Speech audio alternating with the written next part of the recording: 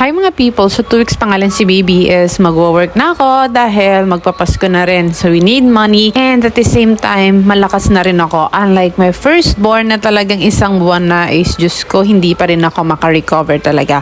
So yes, tanghali na rin po ako nagigising mga around 8 a.m. and then 8 a.m. din kasi yung work ko. So what I do na muna is kumakain ako and then after that tulog pa rin naman ito si baby. So inaayos ko yung higaan niya dito sa bouncer, electric bouncer na binili namin para parang style duyan niya na rin and dito ko siya pinatutulog habang nagtatrabaho ako. Mabuti nga at naisipan namin bumili nitong electric bouncer kasi talagang sulit siya dahil napapatagal niya yung tulog ni Eli dito. And ilalagay mo lang siya after niyang dumede and matutulog na yan siya. Habang si Eli ay natutulog at ako naman ay nagtatrabaho, si Kuya Ali naman ay nanonood lang dito sa sala namin kasama si Tita Anding. Mabuti nga at magbabakasyon na rin kaya may kasama na kami palagi dito aside kay Ate Aising na kinuha namin katulong. And just a quick tour lang din